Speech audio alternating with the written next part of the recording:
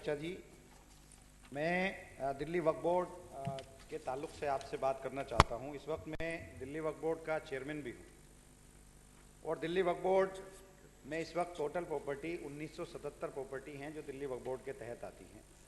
उसमें बड़ी बड़ी प्रॉपर्टीज़ भी हैं, जैसे जामा मस्जिद है, फतेहपुरी मस्जिद है, मिलेनियम पार्क है, तिकोना कब्रिस्तान है। तो इस तरह से बहुत सारी प्रॉपर्टीज़ हैं, जैसे कश्मीरी गेट की सारी शॉप्स हैं, तो ये भी एक प्रॉपर्टी में काउंट होती है। इस तरह की 1977 प्रॉपर्टीज़ हैं जो 70 के गज़ट में दिल्ली वक्फ बोर्ड के तहत आती हैं, जिसमें तिकोना कब्रिस्तान निज़ामुद्दीन के अंदर है। और ये 1977 में गज़ट हुआ। 1954 में जो है पार्लियामेंट एक्ट के ज़रिए दिल्ली वक्फ बोर्ड बना। उससे पहले कुछ कमेटीज़, जामा मस्जिद कमेटी और फतेहपुरी मस्जिद कमेटी और कुछ मतवल्लीज़ के ज़रिए दिल्ली वक्फ बोर्ड की जो पहले की जो प्रॉपर्टीज़ हैं वो उसके ज़रिए चलती थी। लेकिन 1954 में दिल्ली वक्फ बोर्ड एक्ट बना, उसके तहत पार्लियामेंट से बना, उसके तहत दिल्ली वक्फ बोर्ड की प्रॉपर्टी की देख रेख उसके ज़रिए हुई। 1970 में गज़ट हुआ, 62 में वो लागू हुआ। 1970 में गज़ट हुआ। गज़ट के बारे में बताना चाहता हूँ कि एक कमिश्नर जो है लैंड कमिश्नर अपॉइंट होता है, सर्वे कमिश्नर, और उसकी पावर, उसको पावर दी जाती है कि वो किसी को भी सम्मन करके बुलाएगा, वो प्रॉपर्टीज़ की देखरेख करेगा, प्रॉपर्टीज़ के बारे में जांच करेगा, उसके बाद जो है गज़ट नोटिफिकेशन होगा। और गज़ट नोटिफिकेशन की जो पावर है, जो गज़ट जिस तरह से किया जाता है, उसकी पावर एक्ट के अंदर है। 4, 5, 6 धाराओं के तहत वो उसके अंदर जो है एक्ट में जो है ये प्रोविज़न है कि उसको एक्ट किया जाए। लेकिन 1970 में ये सारी प्रॉपर्टीज़ हमारे पास हैं, लेकिन डीडीए ने उसके बाद में 264 खसरा के अंदर 382 प्रॉपर्टीज़ जो हैं वो एक्वायर कर ली, जो कि कर नहीं सकता। 1970 में जब दिल्ली वक्फ बोर्ड के गज़ट में वो प्रॉपर्टीज़ हैं तो वो एक्वायर कर ली। उसमें कब्रिस्तान जो है 287 कब्रिस्तान हैं, 5 मकबरा है, 59 मस्जिद हैं, 7 दरगाह हैं, 4 ईदगाह हैं, 2 तकिया हैं, 2 खानका हैं और 15 एग्रीकल्चर लैंड हैं जो दिल्ली वक्फ बोर्ड की जो है डीडीए ने एक्वायर कर ली। और ये तकरीबन 1100 बीघे ज़मीन है जो दिल्ली वक्फ बोर्ड की है, और दिल्ली वक्फ बोर्ड की जो है ये उसने जो है एक्वायर कर ली डीडीए ने। अब डीडीए ने किन ज़ाब्तों के तहत ये एक्वायर की, ये चीज़ सामने नहीं आई। जब सर्वे कमिश्नर है, सर्वे कमिश्नर अपॉइंट हुआ, सरकार ने अपॉइंट किया। उस वक्त में कांग्रेस की हुकूमत थी, स्टेट उस वक्त में नहीं था, कांग्रेस की हुकूमत थी, और कांग्रेस के में ही चेयरमैन, दिल्ली वक्फ बोर्ड के चेयरमैन भी कांग्रेस के हुआ करते थे, वक्फ बोर्ड भी कांग्रेस चलाया करती थी। तो ये 1100 बीघा ज़मीन जो दिल्ली वक्फ बोर्ड के तहत आती थी, उसमें 287 कब्रिस्तान हैं, वो एक्वायर कर लिए गए और उनके अंदर बहुत सारी जगहों पर मॉल बना दिए गए, बड़ी बड़ी बिल्डिंग्स बना दी गई और वक्फ बोर्ड से वो प्रॉपर्टीज छीन ली गई। जबकि ये है कि कब्रिस्तान कभी एक्वायर नहीं हो सकता, मस्जिद कभी एक्वायर नहीं हो सकती, खानका कभी एक्वायर नहीं हो सकता, दरगाह कभी एक्वायर नहीं हो सकता। और एक्वायर करने का तरीका है, जब ये चीज़ एक्वायर नहीं हो सकती तो कैसे एक्वायर कर ली गई, किस कानून के तहत एक्वायर कर ली गई।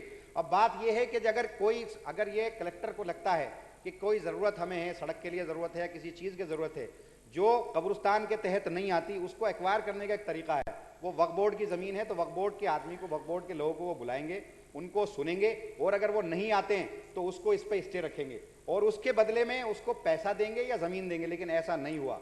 और ये जबकि उसका एक तरीका है कि वो तरीके के बगैर कैसे उसको एक्वायर कर लिया गया। ये दिल्ली वक्फ बोर्ड की ज़मीन है जो मुसलमानों के लिए, वक्फ बोर्ड का जो काम है, वक्फ बोर्ड के तहत जो ज़मीन आती है वो मुसलमानों की फलाह बहबूद के लिए इस्तेमाल होती है। वहाँ पर बेवाओं को पेंशन दी जाती है। वहाँ पर जो दिल्ली वक्फ बोर्ड की मसाजिद है उनके अंदर जो इमाम है उनको 10,000 रुपये महीने के हिसाब से तकरीबन 25 लाख रुपये महीना हम उनको जो है उसी आमदनी से हम उनको तनख्वाह देते हैं। हम जो स्कॉलरशिप देते हैं, अभी 100 स्कॉलरशिप का हमने ऐलान किया, तकरीबन 50 लाख स्कॉलरशिप है उसको हमने किया। और अब से पहले जो है काम बिल्कुल कतई तौर पे नहीं होता था। 4 महीने मुझे आए हुए हैं। 4 महीने पहले जो बेवाओं की पेंशन थी वो बंद थी, आती ही मैंने जो 500 रुपये दिए जाते थे अब से 8 साल पहले, उससे पहले अब मैं आया तो वो पेंशन मैंने चालू की। 500 रुपये की जगह मैंने 1500 रुपये किया और तकरीबन 2000, तकरीबन 30 लाख पेंशन हम लोग दे रहे हैं, और ये अब से पहले कभी नहीं हुआ। तो आज मैं ये कहना चाहता हूँ कि आम आदमी पार्टी आई, मुझे वहाँ पर चेयरमैन बनाकर भेजा, मुझ पर एतमाद किया। मैंने जब सारी ज़मीनों की 1970 प्रॉपर्टीज़ की जब हमने डिटेल डाली, वेबसाइट पर हमने डिटेल डाली, सबसे पहले वेबसाइट नहीं थी, वेबसाइट पर कोई डिटेल नहीं थी। अब अल्हम्दुलिल्लाह 1970 प्रॉपर्टीज़ की डिटेल वेबसाइट पर है। जब मैंने छानबीन करनी शुरू की कि वो 1970 प्रॉपर्टीज कौन सी हैं, तो हमें मालूम हुआ कि उसमें से 382 प्रॉपर्टीज ऐसी हैं जिसपे जो है डीडीए का कब्जा है। और ये कब्जा जो है 1970 के गजट के बाद हुआ। 1970 के गजट के बाद चेयरमैन ने कभी कोई छानबीन इसमें नहीं की, कभी कोई एक्शन नहीं लिया, दिल्ली वक्फ बोर्ड ने कभी कोई एक्शन नहीं लिया। कांग्रेस की उस वक्त में हुकूमत थी, सेंटर में हुकूमत थी और सेंटर के तहत ये चलता था। और जब सरकार दिल्ली की सरकार बनी उसके बाद जो है हारून यूसुफ साहब चेयरमैन बने, 5-6 साल वो रहे। उसके बाद मतीन अहमद चेयरमैन बने और इन लोगों ने ये 1100 बीघा जमीन कांग्रेसियों ने डीडीए को सपुर्द कर दी। और एक मिलेनियम पार्क है जो तकरीबन 75 बीघे का है, जहां पर बौद्धा का स्टेचू है, वो भी वक्फ बोर्ड की जमीन में आता है। एक तिकोना कब्रिस्तान है 75 बीघे, वो भी वक्फ बोर्ड की जमीन में आता है, जो इसके अंदर है। आज भी वहां पर कब्रें हैं, दरगाह हैं, आज वहां मस्जिदें। लेकिन आज वो कहता है कि हम यहाँ पर पार्क बनाएंगे और 77 में हमने इसको एक्वायर कर लिया। जब 70 के गजट में ये जो है 70 के गजट में वक्फ बोर्ड की है। और वक्फ बोर्ड का ये है कि अगर गजट नोटिफिकेशन अगर हो गया है, 1 साल के अंदर अगर किसी ने ऑब्जेक्शन कर दिया तो उसमें जो आज ट्रिब्यूनल है, उससे पहले कोर्ट था, अगर कोर्ट उसमें सुनता है, कोर्ट फैसला देता है, जिसके बारे में फैसला देगा वो जमीन उसकी होगी। लेकिन 1 साल की मुद्दत अगर गुजर गई गजट को, उसके बाद अगर कोई अपील में जाएगा तो वो मान्य नहीं होगी, ये एक्ट कहता है। और जब ये 70 के गजट में हमारी है तो 87 में, 77 में, 74 में, अब तिकोना कब्रिस्तान है, तिकोना कब्रिस्तान को ये कहते हैं कि हमने LNDO से 77 में हमने लिया। वहां पर कब्रें में गया था, 400-500 कब्रें पक्की हैं वहां, 150 साल पुरानी कब्रें भी वहां हैं, उन पर लिखा हुआ है। वहां पर 4 दरगाहें हैं, 4 मस्जिदें हैं जो निजामुद्दीन में आती हैं। परवीन जी यहाँ बैठे हैं, ये भी कई बार वहां गए। तो वहां पर कब्रें हैं, कब्रिस्तान है, तो वो पार्क कैसे बनाया जा सकता है? आज महरौली के अंदर 214 खसरा में, 217 खसरे में डीडीए कब्रों को दबा करके, कब्रों को तोड़ करके पार्क बना रहा है। और ये कब्रिस्तान का आज वहां पर मुर्दे दफन है, आज हमारे वहां बुजुर्ग दफन है, उनकी बेहुरमती हो रही है।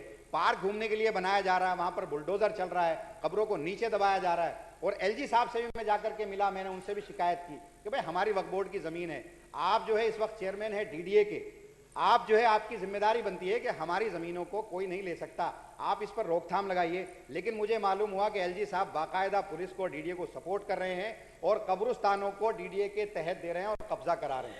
मैंने 16 तारीख को एक चिट्ठी लिखी है LG महोदय को, क्योंकि वो चेयरमैन है इस वक्त डीडीए के।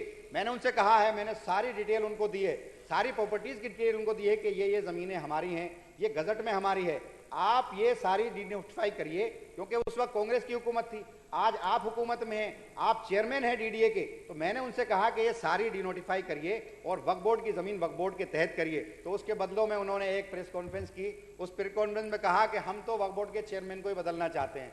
उसका जो अपॉइंटमेंट लीगल हुआ, हमने कहा भाई हमारी जमीनें हमें दे दो, तो वो कहते हैं बदले में हम तुमको ही बदल देंगे। तो मैंने एक चिट्ठी लिखी है, और क्योंकि वक्फ बोर्ड जो है रेवेन्यू डिपार्टमेंट के अंडर आता है, रेवेन्यू डिपार्टमेंट के मातहत आता है, ये एक बड़ा मसला है, ये एक बहुत संगीन मसला है। 123 प्रॉपर्टी जो पहले थी वो एक ये मुसलमानों के जज्बात से जुड़ा हुआ मसला है। वहाँ पर बुजुर्ग, हमारे बुजुर्ग वहाँ पर लेटे हुए हैं, वहाँ पर हमारे बुजुर्ग दफन है, हमारी मस्जिदें हैं। तो अगर ये चला जाएगा, अगर ये डीडीए इसको ले लेगा तो मुसलमानों के पास क्या रहेगा? आज कांग्रेस पार्टी मुसलमानों का दम भरती है, उसी कांग्रेस पार्टी ने हमारे बुजुर्गों की कब्रों पर जो है बुलडोजर चलाने का काम किया, उसी कांग्रेस पार्टी ने हमारी मस्जिदों को डीडीए के तहत किया। तो रेवेन्यू के डिपार्टमेंट के तहत आता है। मैं चाहूंगा कि मैंने एक चिट्ठी लिखी है 16 तारीख को LG साहब को, LG साहब की अब जिम्मेदारी बनती है कि वो चेयरमैन है। अब जब तक उन्हें ये मालूम हो गया कि ये सारी प्रॉपर्टीज जो है वक्फ बोर्ड की हैं, तो वो डिनोटिफाई करें, वक्फ बोर्ड के हवाले करें। शुक्रिया। इन्हीं बात के साथ मैं अपनी बात को खत्म करता हूं। माननीय मंत्री इमरान हुसैन जी।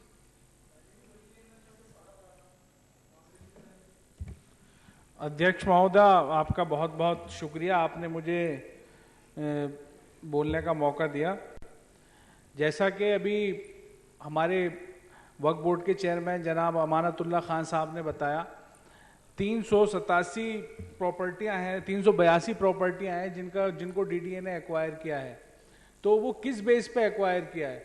मैं खुद भी निजामुद्दीन में जो ये बता रहे हैं, कब्रिस्तान में गया, तिकोना पार्क कब्रिस्तान में गया, वहाँ 150-200 साल पुरानी कब्रें मौजूद हैं। तो किस बिहाफ पे वो वहाँ पार्क बनाना चाहते हैं? और मिलेनियम पार्क, जो कि पूरी दिल्ली जानती है कि मिलेनियम पार्क एक कब्रिस्तान था, लेकिन फिर भी वहाँ पे डीडीए ने पार्क बनाया।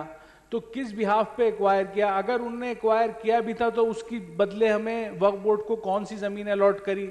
और उस वक्त जो चेयरमैन थे, चाहे वो किसी भी पार्टी के हों, तो उनका ये फर्ज बनता था कि वो उसके बदले दूसरी जमीन लेते, और अगर नहीं ली तो क्यों नहीं ली, उसकी रकम अदा की गई वक्फ बोर्ड को या नहीं की गई, तो इसके लिए एक इंक्वायरी कमीशन बनाना चाहिए। मेरे वक्फ बोर्ड चेयरमैन साहब से भी अपील है और माननीय उप मुख्यमंत्री जी से भी अपील है कि जो जो घपले अब से पहले 1970 से लेके और आज तक जो भी घपले वक्फ बोर्ड के अंदर हुए हैं, क्योंकि ये वक्फ बोर्ड की जो जायदादें हैं ये हमारे बुजुर्गों ने जो है वो अपनी कौम के लिए वक्फ किए। आज हम अगर चाह कर भी ये इस तरीके की प्रॉपर्टी दान नहीं कर सकते, अपनी कौम के लिए नहीं दे सकते, क्योंकि हम लोगों के पास है ही नहीं।